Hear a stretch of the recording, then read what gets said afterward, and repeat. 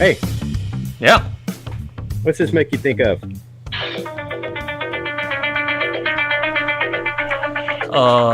Caucasian perms, chest hair, and 1983 Pontiac. Was it Pontiac Trans Ams or was it Firebird? Yeah, I think it was the Firebird. And it drove itself. Yes, As a it matter of did. fact, in Knight Rider, I have come to think that Michael Knight was the accessory. He was basically just the remote operator because the car did most of the work. That's about Michael was the right. guy who got to go in the office and hold the watch near the safe. That's about all he was useful Sure. for. But I'll tell you what's very, very necessary, not certainly not an accessory to us, and that's anybody listening. Hello, unclear thinkers. We're so glad you're here, if you're here. It's that time again. I am Larry Smoke. That guy over there is John Bates. Say hello, John. I am John Bates. He said it. He said it. He said it. And I have a feeling he's going to be lecturing me on some newfangled techno thingy or another. Nope, not really newfangled, but it is a techno thingy, that's for sure. We're going to be talking about autonomous cars, and if autonomous cars is a phrase you're not familiar with, about self-driving cars. I know that one. There you go. Everybody does. Everybody's talking about them these days. Now, the idea is not new, obviously. Knight Rider had it way back in the 80s. The car could drive itself, could talk to its driver, could do everything. I have no idea why Michael even opted to drive himself. Because it was fun. Yeah, well, and they made it seem like there were certain things that Michael could do better, but that's not true. The car could do everything much better than Michael. Because we all know that the eventual overtaking of us by our robot overlords will be a great benefit to everybody and everything. So, by self-driving cars, what we're referring to are vehicles that can maneuver themselves well without the aid or input of a human over the long term, over continuous operation. We already have a number of driver assistance vehicle capabilities that do things for us. Yeah. We have parking assistance. We have cars, you tell the car you're near a parking spot, it'll park it for you, parallel parking. We've got collision avoidance. We've got emergency braking. Those are different. Those are short-term, specific situation things. They don't require a whole lot of intelligence in the car. It just has to say, this is the situation that I was designed to operate for, and I will operate for it now. Self-driving would be long-term continuous decision-making. The car will control speed, placement, direction, braking, acceleration. It has to know where it is, where it needs to be, how to get there, and how to handle any possible obstacle or change that it might encounter. And the passenger would be able to eat his cereal and read his paper and pick his nose and lounge about to his heart's content and not care a whit about what's going on around him. That's correct, and I'm looking forward to those days intensely. So Me now you know my too. position. You know my position on this. People have different ideas, but yeah, I'm looking forward to the day when I can hop in the car and say, "Take me to work," and I'll read all the way there, or "Take me to the beach," and I'll take a nap on the way, or something. I wonder if we would have a more interesting show if I actually was of the opposite viewpoint. But I'm right there with you, brother. I have said for the sake of this show, I'll try to keep the other side of the topic in mind. But I have always said, buddy, when the day comes up that somebody puts a transporter a la Star Trek on the market, I am first in line because to me, time behind the wheel is time wasted. And we'll definitely take some time to point out some of the objections, and some of the objections are quite valid. The thing is, well, before you start, let me say the first Luddite thing I will say is that don't think for a second this is not going to happen. It's not only is it going to happen in our lifetime, it's going to happen in the next decade. I agree. It's happening more than you would think now. Google has logged almost 1 million miles in their test vehicles now, so far, all across California. Tesla, of course, is developing self-driving cars. Toyota has just spent $1 billion to form a research institute up in Maryland, I believe it is, focused on artificial intelligence, robot technology that would need to make these cars overcome driver error. Ford has already said that, we're not a car company anymore. We're a transportation company. And they say that includes buses, trucks, bicycles, anything. But what they're also not saying as strongly is that it also involves autonomous vehicles, self-driving cars. So this is happening, people. There's no getting around it. Now, I will say that I think it's going to happen in the commercial sector first. Okay, yes. Before it hits private consumers, we're going to see self-driving taxis. Mm-hmm. We're going to see self-driving trucks, Mm-hmm. or there are various patterns for these self-driving trucks, but we're going to see that happen first because the commercial sector is going to have more to gain, less to lose, and they're going to benefit initially the most, and they'll have the resources to put into buying a fleet of vehicles or something like that when these start to come out. I think taxis alone would be a wonderful use for it. I saw a blurb when I was reading up for this show that the entire island of Manhattan can be accommodated by a vehicle operating at 25 miles an hour. I mean, I've never driven in New York, but I've heard from enough people who have that it's certainly not like flying down the Autobahn in Germany. It's creepy Carla driving. I mean, and think how many taxi cabs are flying around New York City. I mean, that's just tailor made for Johnny Cab from Total Recall. Right. Except we probably won't actually need the little inflatable dude sitting up front pretending to be a driver. But it wouldn't be more fun that way. Well, yeah, but I'd rather be sitting in that spot myself. Okay, so self-driving cars. Now, it's not going to be an evolution. They're not going to have, we've improved these functions, and now we have a sort of self-driving car, and now we've improved these functions, and we have now a better sort of self-driving car. It's going to be, we have a car that can handle all this stuff and has been tested extensively, or we don't. It's not going to be, hey, we just made the parking system better and all this other stuff. It's a radical change. It's the difference between a microwave oven and a food replicator from Star Trek. One is designed to heat food, and the other one actually can create multiple kinds of food and recipes depending on what you want, which means it needs a much more extensive knowledge base. So, first of all, I guess we have to answer this. Do we want it? We've already answered that. We do. Well, we do. Yes. I mean, that's always been the focus of this show, is not so much any particular thing, but how people react to the thing. And that's kind of what drew us to this topic. Now, there are a substantial number of people who don't trust technology and are not thrilled with this idea of giving up control over the vehicles. There are also a number of people who actually enjoy driving, and they want to keep doing that. They want to be the one in control. They want to feel the connection between the car and themselves and the road and the speed and all that stuff. I understand that. But like you said, I think this is an inevitability. It's going to happen. And those people will eventually die off. So. Yeah, and for those people who actually do want that sort of thing, I'm sure there will be places where they can go and either buy a classic car or go rent a car that they can drive themselves. And this particular area will be known as Montana. Yes, possibly. They'll just block off Montana. Okay, here's the driving zone. Yep. So, how do we get it? Well, we get it, like I said, it's going to be a sudden change. It's not going to be a gradual evolution. It's going to be, there are no self-driving cars. Now there are self-driving taxis. Now there are self-driving consumer cars that you can go buy. And then it won't be that long from now that there won't be a choice. Because with how resistant people are to change, I agree with you. It's going to be an evolutionary thing. It's evolving now. I mean, the technology exists now. If it was going to be an instantaneous thing for everybody to have their personal vehicle drive them, we would already have it to some degree. So it's already played out that it's going to be a gradual thing. What I'm curious about is, long time ago, elevators used to have human operators. Yep. And there came a time when the big department stores of the 30s and 40s realized, well, we don't have to pay people to operate these things. Our customers can press a button corresponding with the floor to which they want to go.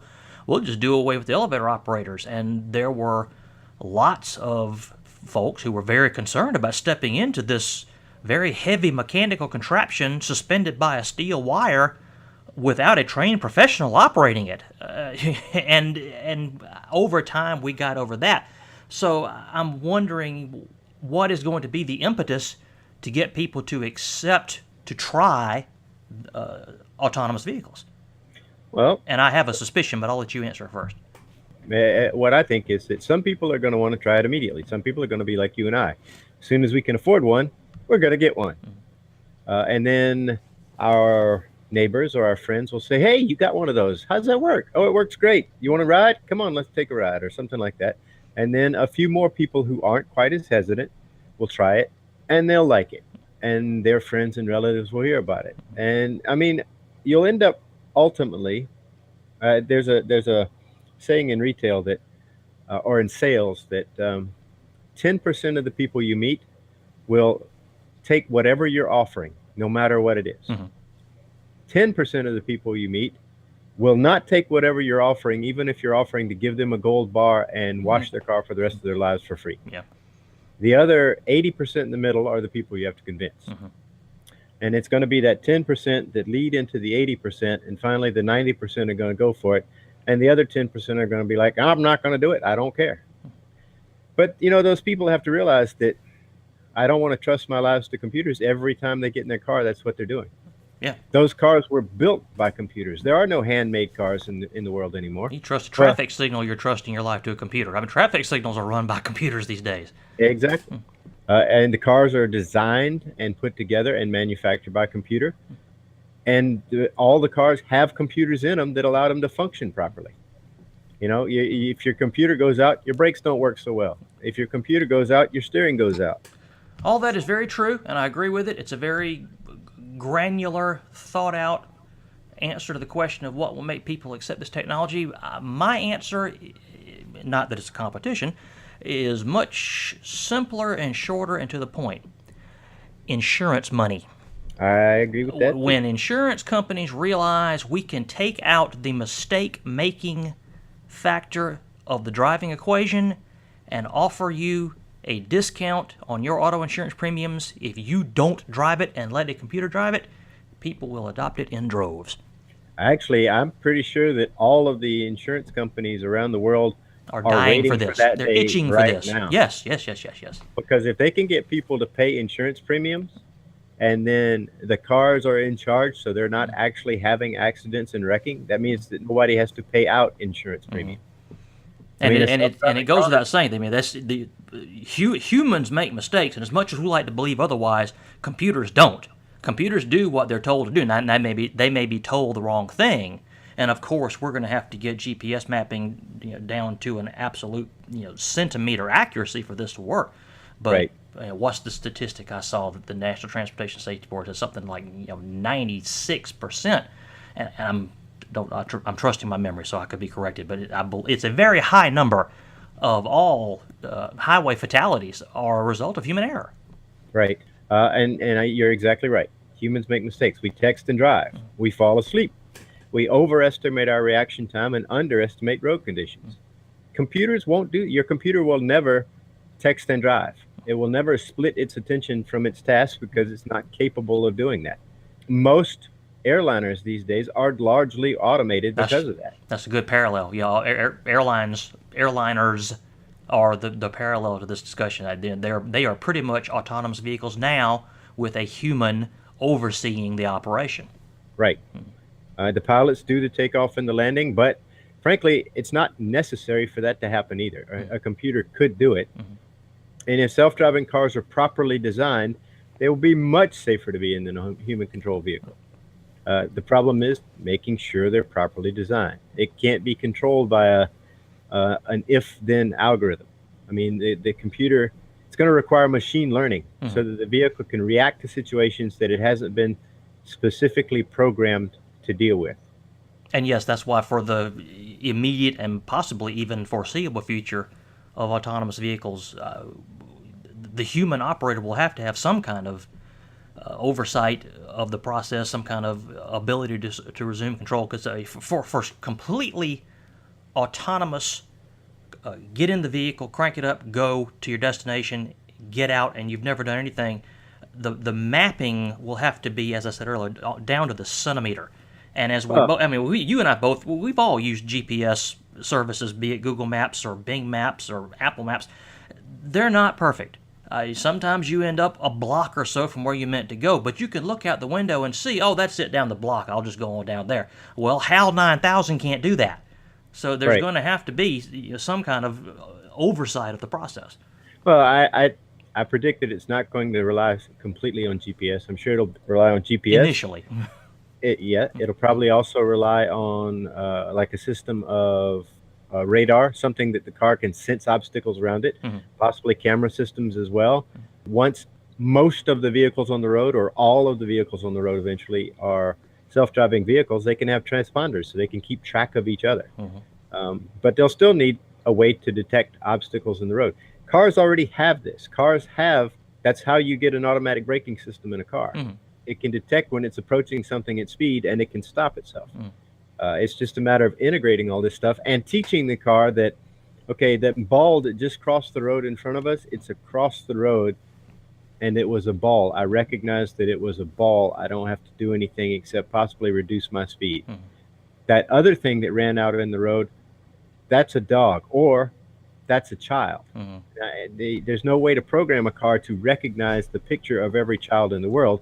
It just has to recognize child, human, dog, adult, whatever. And that means that it's going to have to learn as it goes. And that's what they're really working on right now. That's what they're trying to develop, is those machine learning algorithms that will allow the car to adapt to circumstances it hasn't been specifically told how to deal with. Now, my general lack of faith in how am I trying to say it? I think people pretty much suck. That we've established that before, and I know that people have been saying for 1,000 years that people suck, and yet we somehow manage to struggle through and grow as a society and as a civilization. Now, that said, I still think people suck. So I wonder, as these systems machine learn and can differentiate between hazards, obstacles, to use your example, discerning a dog running out into the road, a child running out into the road. There's going to have to be instances where the artificial intelligence in the system has to make a decision. Is it worth running over that dog to avoid this child? Is it worth running over this one child to not run over these four? And I wonder how many people with pitchforks will be storming the streets of Detroit after such a thing happens. Although with the way Detroit is these days, people might not be able to tell much of a difference. There will be accidents. There will be things you can't control, but I don't think that the self-driving car, once it's properly designed, will encounter that situation very often, because not only will the car be looking directly ahead, but it'll also be looking off to the sides. It'll be looking at the corners. It'll be looking behind it. It'll be looking in a widespread angle, because it doesn't have binocular vision that has to focus on one thing at a time. The car can pick up sensory information from all around it. So it could, if it's going through an area and it notices that there's a dog or a child or a group of children over here and another child over here in this area, the car could decide to automatically slow down, assuming that something could happen and the child could cross. And then it doesn't have to choose between one child and a group of children. Cars, computers with the proper sensory equipment wouldn't necessarily be in that situation. Now, there will be mistakes, and during the transition period, there will definitely be human backups in there. There will be steering wheels and brake pedals and gas pedals and all that other stuff. I do anticipate that that'll be a transition period. I don't know how long that'll last, but I anticipate that someday there will be completely self-driving cars, and you'll just walk out of your house and get in. And if you're heading to work, you'll work on the way to work, or you'll relax on the way to work to put you in the proper frame of mind. What demographic group do you think will take to this concept quickest? Do you think it would be business people, the commuters? Do you think it would be, and I don't use this term to denigrate anybody, it's just shorthand, soccer moms shuttling their children, other children out and about between school and activities? Do you think I think we both agree it's going to be commercial first, but I mean from a personal standpoint, from personal vehicles, personal use.